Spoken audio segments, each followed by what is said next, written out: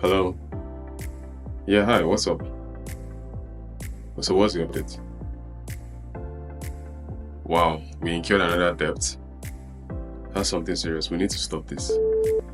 Hi guys, I'm sure you might be wondering what I mean by incurring another debt. I mean, as tech bros, we also incur debts when it comes to our products. And I don't mean financial debts in this case. Guess what? There's a concept called technical debts in product development that literally means or happens when your development team rushes to ship out a particular feature. When this occurs, it literally means that you prioritize delivering on time over the quality of your product, and this actually leads to what we call technical debt. Now, I'm going to paint this in a typical scenario that you might understand, right? So people take loans from the bank because they want to quickly, take up a project or do something on time, but the implication is that they have to pay an interest on that loan, right? Which is a debt that they owe.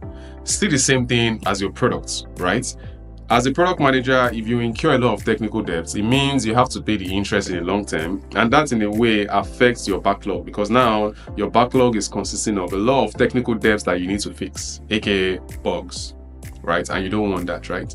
There are different reasons why products typically have technical debts, and I'll tell you one. The first reason is time pressure.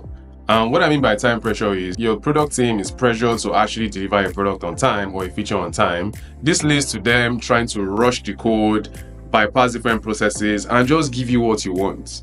At the end of the day, you ship the item to production and you figure out that the quality of the code is not as it should be and it's just manageable for your customers. Then you need to start refactoring and doing a lot of rework. This leads to technical debt, which then moves back into your backlog as an item that needs to be done. So guess what? You are adding more items to your backlog. The second item is complex designs. There are cases where you are trying to ship a particular thing and the design is just so complex for your team. Probably you don't have the subject matter experts that is required to maybe solution it or design it. In this case, you are forced to just implement it anyways, and this literally leads to technical debt. The third item is lack of skills. In this case, you probably don't possess skilled developers or a developer that can actually implement a particular solution.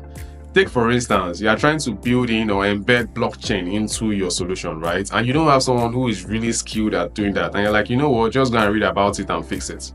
In that case, he's trying to get his job done, but whereas he's jeopardizing quality in this case, not because he wants to ship out something with a less quality, but because he lacks the skill set required to ship this thing out. Hence him using like a makeshift approach to deliver what you requested for.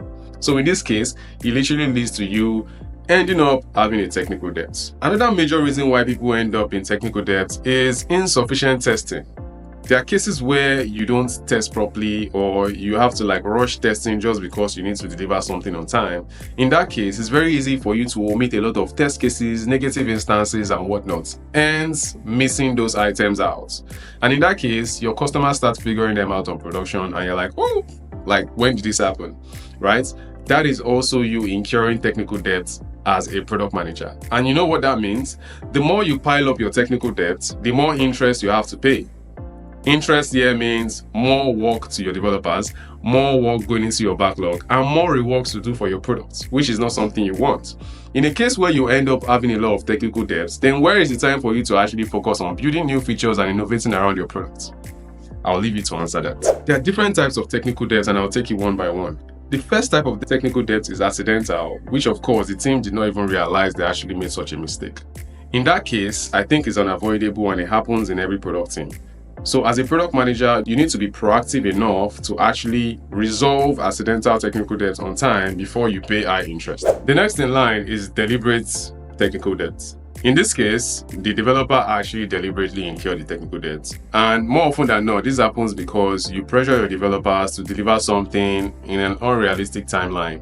So take for instance, a developer says, this thing is going to take me 3 days to deliver. And you're like, no, I want it in 1 day.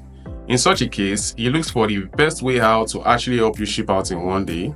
And then as a PM, you're happy that, oh, this guy has delivered. But whereas you've actually incurred a technical debt because there are literally things that you did not look at or factor in before working on that solution. And by the time it goes to production, you figure out that you need to actually refactor such scenario or such use case. Lastly is the bit rot technical debt. And the bit rot basically happens when your system grows over time and complexity becomes to happen. You agree with me that as your software grows, you are having different increments and adding different complexity to the system. In this case, you might actually get to a point where you now figure out that you've built a lot of complexity around your system. The architecture is not really like speaking the way they should speak to each other. And then you now figure out that it's very difficult to actually implement certain solutions, and you start looking for workarounds just to deploy and serve your customers. In this case, you end up having a technical debt and you have interest to pay. So, as a product manager, you need to think about the concept of technical debt as though you are owing a bank money. And I'm sure you don't want to incur large debt and pay large interest when you're actually paying back your loans, right?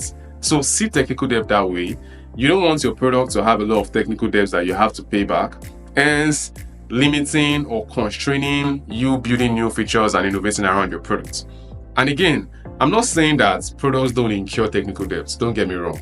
Every product has its own technical debt, but I'm saying limit the number of technical debts by understanding the concept of technical debt and also managing how much technical debts you have in your backlog. This would actually help you limit the number of bugs you are working on and help you focus on innovative solutions that you are trying to ship out to your clients. Of course, as opposed to working on the interest you need to pay. Anyways, hello? Don't worry, I'll sort it out now. We'll just discuss and see how we can prioritize the things we need to do. Alright. So guys, let me know what you think about technical debts. Share your comments and share experiences on how you've incurred technical debts and how you're able to resolve it as a product manager. Follow us for more.